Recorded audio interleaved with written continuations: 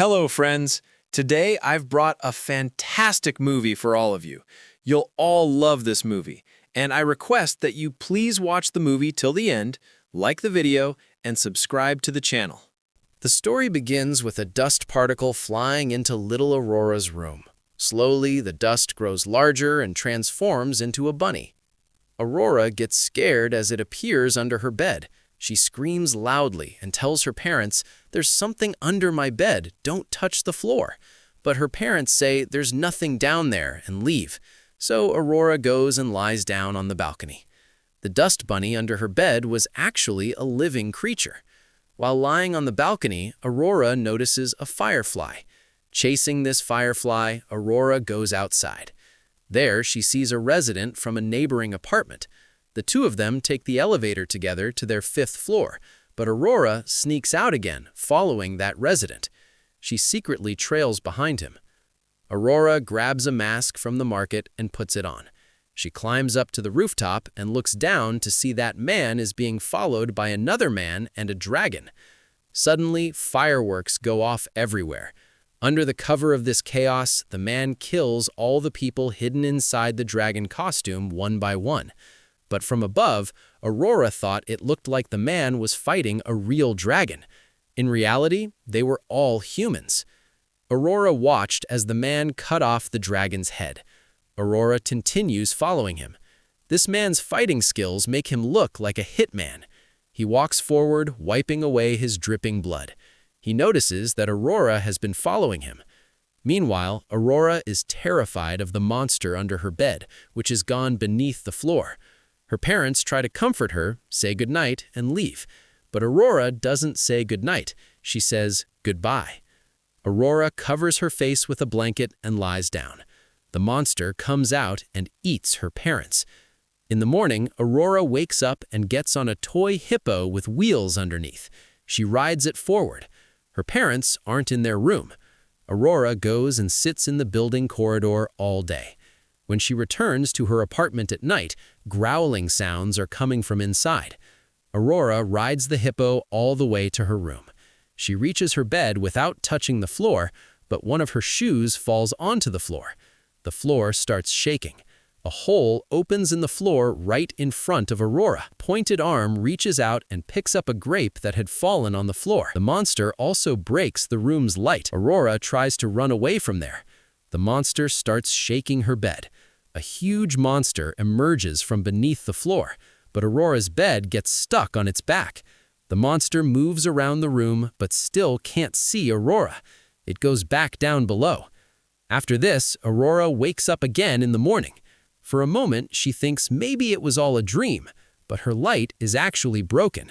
So, after this, Aurora goes to a church where people are collecting some donations. Aurora steals this money and runs away from the church. On the other side, the hitman receives an envelope. Aurora had delivered it to him. The hitman opens it. There's a letter inside.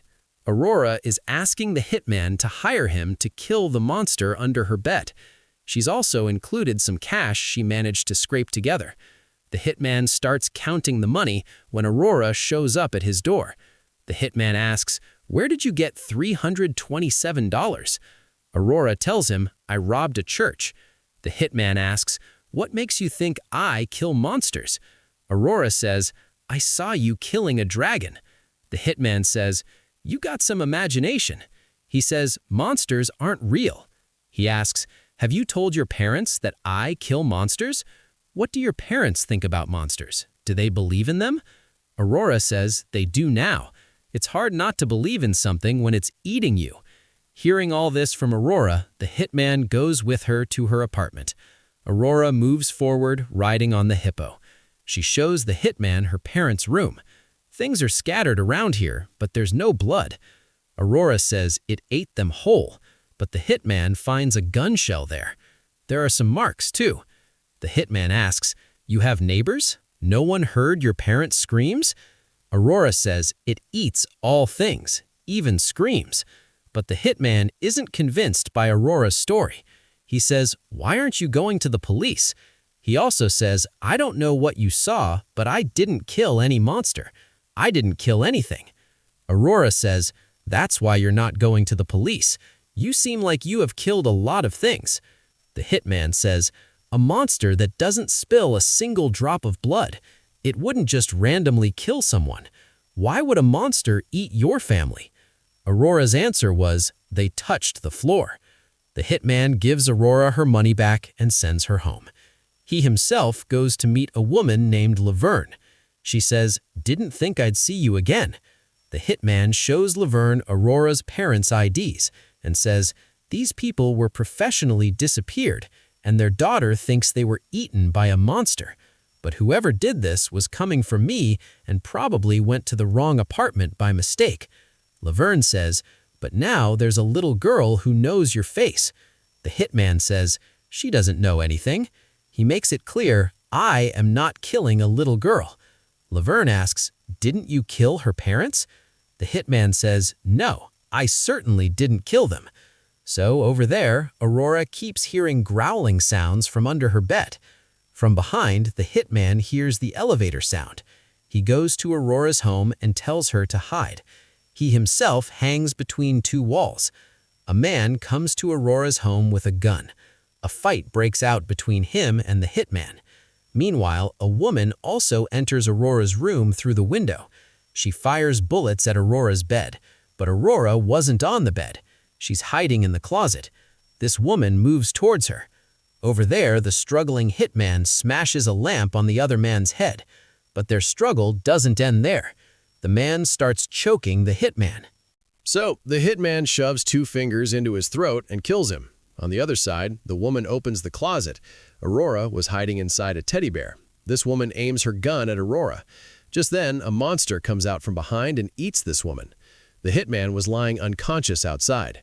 When he regains consciousness after some time, he goes to Aurora. Aurora tells him the one who came here was eaten by the monster, but the hitman doesn't believe it. The hitman picks up Aurora and takes her to the kitchen. He says whoever got away will come back. The hitman goes and starts searching Aurora's room. He doesn't see anything under the floor. He takes the other man's body and hangs it over the bathtub. Just then, Aurora comes there. The hitman says, "I have to cut him in pieces to get rid of the body." Aurora says, "Leave him in my room. Let the monster eat him." But the hitman closes the door and cuts the body into small pieces. He comes out and says, "You can help me wrap up the pieces." So Aurora starts helping him. The hitman explains to her, "The monster didn't kill your parents. They were killed. And this man also came to kill either the hitman or Aurora." The hitman tells Aurora, "There was no monster in Chinatown. They were men who wanted to kill me because I have killed monsters. Monsters who were men." But Aurora is still firm on her point. "A monster ate my parents, and a monster will always eat my parents unless you kill it." Just then, there's a knock on their door. This was a lady named Brenda from Child Services. They have an appointment today.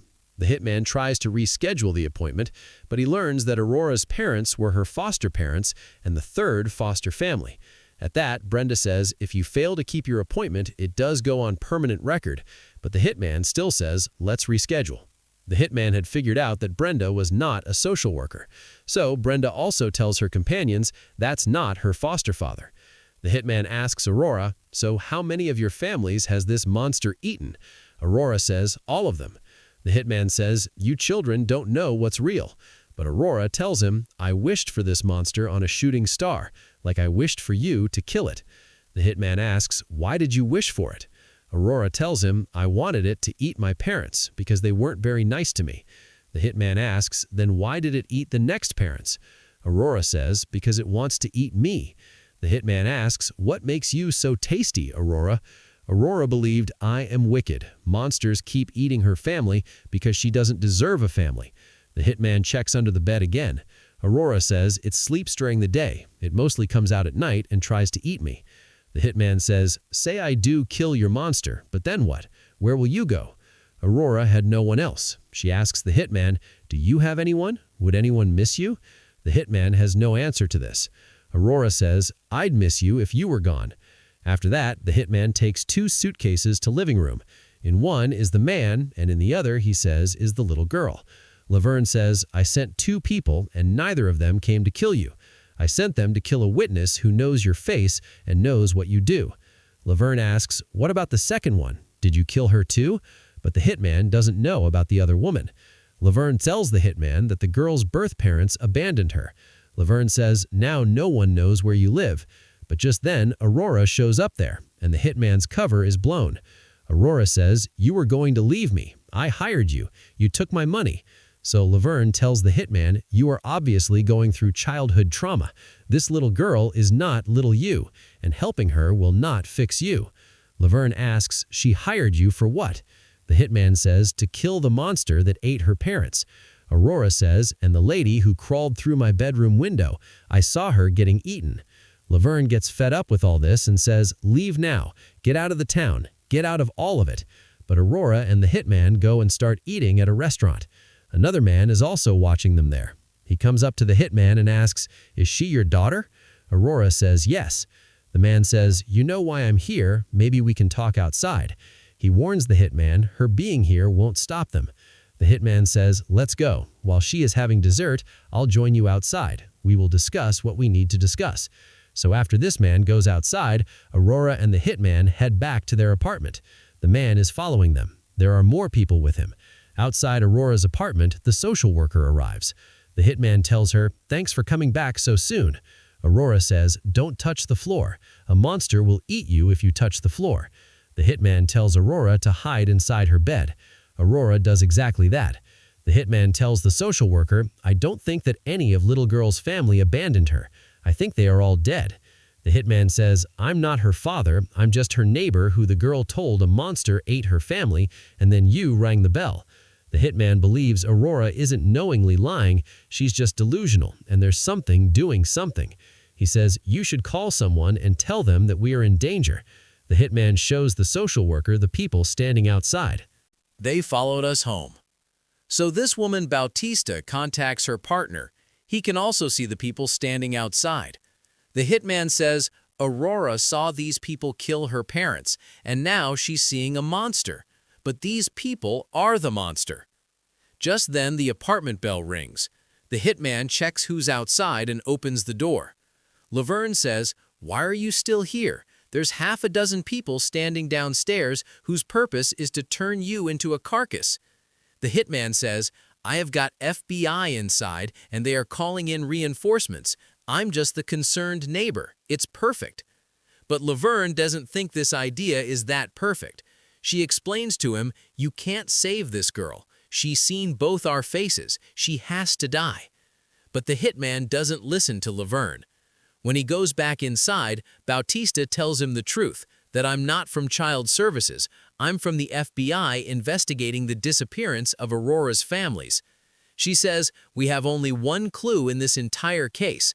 There was an open bottle of thumb-sucking deterrent on Aurora's nightstand in her first house. Someone was applying it to her finger and they vanished along with the applicator brush, which was found under the floorboards under her bed. No one knows how it got there. The hitman says maybe a monster spit it out as it is a deterrent.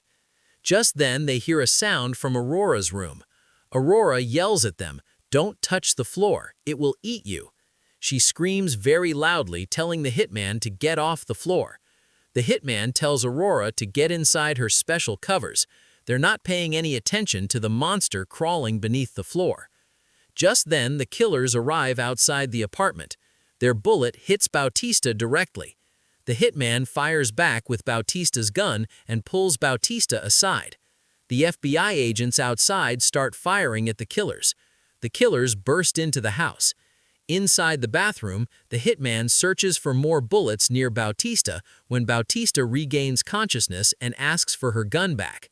And just then the monster comes through the floor all the way to the bathroom. The hitman feels the presence of the monster for the first time. He and Bautista get off the floor and the monster comes out in front of the killers. The killers mistake it for an animal and start shooting at it, but it starts eating them one by one. The hitman finds thumb-sucking deterrent in the bathroom drawers. Just then, the monster throws a man inside. The hitman and Bautista kill him. They could only hear screams from outside, which suddenly stopped because the killers also got off the floor. One killer tries to pick up his weapon from below. Aurora says, "Don't do it." So the monster comes out and eats that killer too. People were screaming. They couldn't believe this thing. From inside the bathroom, the hitman throws the killer's body outside. First, it gets hit by bullets from the other killers, and then the monster comes from beneath the floor and eats it too. The hitman sees the monster and closes the bathroom door. They all now fully believe in the monster. But just then the FBI comes from outside and points guns at the killers, saying, "Get on the floor." But the killers don't want to go on the floor. Bautista tells the hitman, "You got the girl," and starts to leave, but the monster closes the door. It eats everyone one by one, including the FBI agents and 2 killers who were running around. The hitman tries to reach Aurora without putting his feet on the floor. He rides on the hippo and reaches Aurora's room. He says, "We'll get out of here through the window." But the monster comes out, puts the hitman in its mouth and swallows him. It goes back down. So Aurora hides back inside her bed. When she wakes up in the morning, sounds are coming from beneath the floor. Breaking through the floor, the hitman comes out. He had actually applied thumb-sucking deterrent on himself. The monster doesn't like the taste. But just then, Laverne comes inside. She's come to kill Aurora. The hitman tells her to get off the floor ahead.